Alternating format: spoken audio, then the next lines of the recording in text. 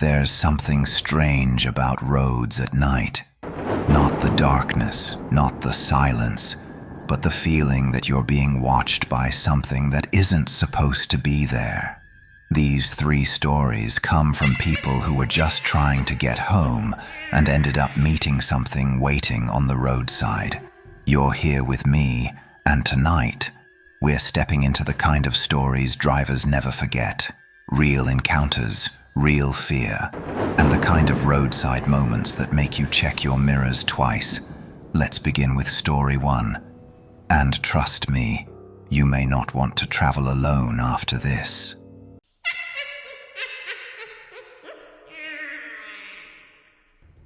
You ever drive long distances at night? That stretch of highway where the world feels empty, just your headlights cutting through the dark, radio humming low, and miles of nothing on both sides. I used to love that kind of peace. Until one night, on Route 41, just past mile marker 187. It was late September, around 2 a.m. The rain had just started, that light drizzle that makes the road shine like glass. I was driving home from a late shift, half awake, when I saw her. A woman, standing on the shoulder in the beam of my headlights. She wasn't hitchhiking or waving, just standing there, completely still, long dark hair stuck to her face, white dress soaked through, barefoot on the wet pavement. I slowed down, thought maybe she'd been in an accident or needed help, but as I got closer, she turned, slow, deliberate, and looked right at me. Her eyes were completely black. Not like from makeup or shadows, I mean black, like the color had been scooped out. I slammed the brakes, heart in my throat. The car fishtailed a little on the slick road. When I looked again, she was gone. Just gone. I pulled over anyway, shaking, headlights sweeping over the trees and the rain-slick asphalt. There was nothing, no footprints, no car, no sound except the rain. I told myself I was tired, seeing things. But as I drove off, I swear I saw movement in the rearview mirror, a flash of white just behind the guardrail. The next morning, I told a friend at work about it. He went pale and said, "You were near mile 187. Don't stop there, man. That's where it happened." I asked, "Where what happened?" He told me about a woman who died there in '97. Apparently, she'd been driving home from her wedding rehearsal when she hit a deer, lost control, and crashed into the ravine. They found the car 3 days later, her fiancé still buckled in, but she'd been thrown from the car. Body was missing for weeks. When they finally found her, she was lying near the same stretch of road, barefoot, in her white dress. A week later, I had to drive that same route again. Same time. Same rain. I tried not to think about it, just focused on the lines of the road, radio on low, but around the same mile marker. My headlights flickered, once, twice, then the radio cut out completely, and out of nowhere, this shape stepped into the road.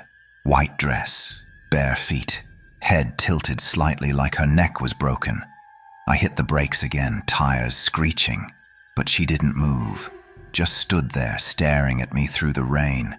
This time, I didn't wait. I turned the wheel, swerved around her, and kept going, heart pounding so hard I could hear it in my ears. In the mirror, she was still standing in the middle of the road, watching my taillights fade. When I got home, I noticed something strange on the passenger side of the windshield. A single, wet handprint, small, like a woman's. It was on the inside. I didn't sleep that night. A few days later, I went to the local sheriff's office just to get it off my chest. The deputy there listened quietly, then nodded, said I wasn't the first to see her. Truckers, travelers, even a few police patrols had reported the same thing over the years. A woman in a white dress, walking or standing near mile 187. Sometimes she waves for help. Sometimes she's just there, watching. And every now and then, someone picks her up. He said one man swore she got into his truck and sat silent the whole way until he looked over. And she was gone. Left the seatbelt buckled, door still locked. Last week, I was scrolling through a local news site. There was a report of another crash on Route 41. A young couple, their car hit the guardrail and flipped. The driver said he swerved to avoid a woman in the road. Guess where it happened? Mile marker 187. Sometimes when I drive home late, I still take that route. I don't know why. Old habits, I guess. But I always make sure to fill the car with light, dashboard, radio, everything on. And I never ever look directly at the shoulder when the rain starts. Because out there, in that sliver of darkness between the trees, I swear there's always something standing just beyond the headlights, waiting. And if you ever find yourself driving Route 41 on a rainy night, and your radio cuts out near mile marker 187, keep your eyes on the road. And whatever you do, don't stop.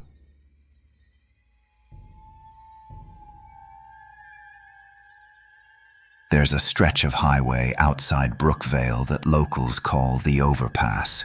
Nothing fancy about it, just a narrow concrete bridge where Route 12 cuts over an old freight line. But for anyone who's driven it past midnight, they'll tell you the same thing. Something's wrong with that place. I first heard about it from a long-haul driver named Reggie. He swore up and down that he saw a man standing on that overpass in the middle of the night, not walking, not moving, just staring down at the road like he was waiting for someone. Thing is, when he passed under and looked in the mirror, there was no one there. That's the story that got me curious. I shouldn't have gone looking for proof. One Friday night last fall, I had to drive home from my cousin's place around 1:30 a.m. It was raining, the kind that comes down steady and cold, blurring the lines on the road. The arm wipers kept squeaking, headlights catching the shine of the pavement. I'd completely forgotten I'd be crossing that overpass. I didn't even realize where I was until I saw the old iron rails of the train tracks below. Then I felt it, this weird heaviness in the air, like when your ears pop before a storm. And that's when I saw him, right there on the bridge. A man, tall, thin, wearing what looked like a soaked grey coat that hung past his knees. His head was tilted down, face hidden under the brim of a wide hat. He didn't move as I approached, didn't even flinch when my headlights hit him.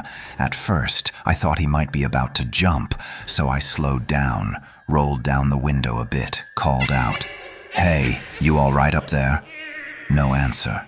I pulled over, hazards flashing red on the wet road, and got out. The rain was colder than I expected, cutting right through my jacket. I shouted again, still nothing. Then, a sound. Not from him, from below. The faint screech of metal, like train wheels grinding the rails. But there hasn't been a working line under that overpass in 20 years. I looked down through the gap in the railing, and for a split second I swear I saw it. A train, old, rusted, lights flickering through the fog, cars rattling slow along the tracks. But it was silent. No horn, no engine, no driver. And just as quick as it appeared, it was gone. When I looked back up at the bridge, the man was gone too. I drove home shaking, told myself it was the rain, the light, my tired brain. But the next morning, my car door wouldn't close right. When I looked, there were muddy handprints on the edge of it. Long, narrow ones, like someone had tried to grab on while I was driving. A week later, my friend Eric, a paramedic, came by for a drink. I mentioned the overpass story. His face went blank. He told me that years ago, a man had jumped from that same bridge after his car stalled during a storm. He landed right on the tracks as a freight train came through. No one found much of him after that. Afterward, every so often, drivers would report a man standing on the bridge during rainstorms, same coat, same hat, and always, the sound of a train that isn't there. I didn't go near that road for months after that. But a few weeks ago, on a late drive back from work, I missed my exit. Guess where I ended up? As soon as I saw the bridge lights, my stomach dropped. The rain started again. Sudden, hard. I kept my eyes straight ahead, knuckles white on the wheel. But just before I passed under, something stepped off the side of the bridge, right into my headlights. A man, gray coat, hat low, face pale as ash. I swerved, nearly lost control. But when I looked back in the mirror, there was no one there. No splash, no body. Nothing but the road gleaming under the rain. I pulled over a few miles later, shaking so bad I could barely hold the wheel. And that's when I heard it again. Faint, behind me. The rumble of a train, getting closer. Except there are no tracks near Route 12 anymore. I turned off the engine, listening. The sound grew louder, screeching metal, slow and dragging. Then, just as suddenly, it stopped. Silence. I looked up in the rearview mirror, and for a split second, I saw him sitting in my back seat, hat dripping water, eyes hollow and dark.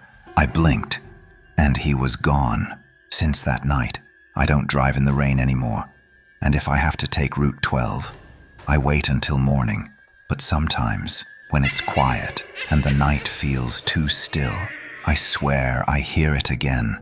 That low, distant rumble, like something heavy dragging itself through the dark. And I know he's still out there, standing on that bridge, waiting for another car to pass beneath.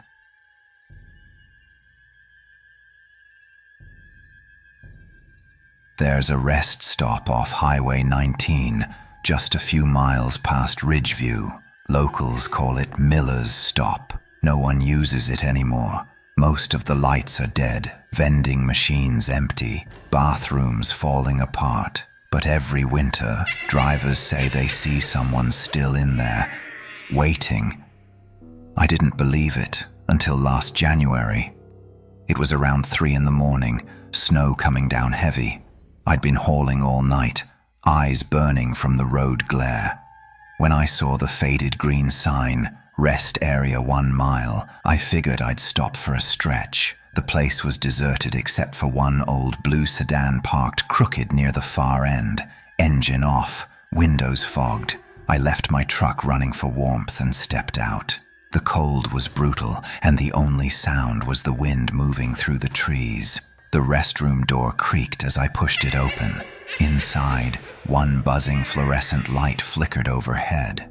The floor was slick and the air smelled damp, like old metal and mildew. Halfway through washing my hands, I heard something, a slow, wet breathing sound coming from the last stall. I froze. "Hello?" I called out. No answer, just another deep inhale, then a long exhale. My gut screamed, "Get out!" I reached for the door. The last stall creaked open behind me. I turned just enough to see bare, pale feet on the tile. The skin was gray, toes black like frostbite. I bolted. Outside, I slammed into the freezing air, ran straight to my truck and locked the doors. My headlights swept over the restroom window, and I swear I saw a face staring back, mouth open too wide. The next morning, I told my friend Dan. He just stared at me and said, "You stopped at Miller's, didn't you?" He told me the place burned down years ago. A man had pulled in with his wife and daughter when his car overheated. He went to the restroom to get water, slipped, hit his head, and never came out. By the time firefighters arrived, the building was half gone.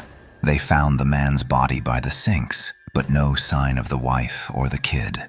After that, drivers started hearing breathing in the stalls or seeing handprints on their cars when they left. I laughed it off until that night. I went to wash my truck. When I hit the passenger side window with the sponge, I noticed a mark I hadn't seen before, a handprint, small, smudged, on the inside of the glass. A few weeks later, I was driving home after another late shift. The weather had cleared, stars out, no snow this time. Then the gaslight came on, and right on cue, that same old sign appeared through the trees, Miller's Rest Stop, 1 mile ahead. I told myself I wasn't stopping, but the truck sputtered and died before I could pass it. Of course, I coasted into the lot. The same single light flickered above the door. The wind had died completely, dead quiet. I grabbed the gas can from the back, told myself I'd be quick. But before I even reached the building, the light went out. Total darkness. Then I heard it. That slow, wet breathing again, right next to the door. Something shifted in the shadows, just enough for me to see a figure standing there.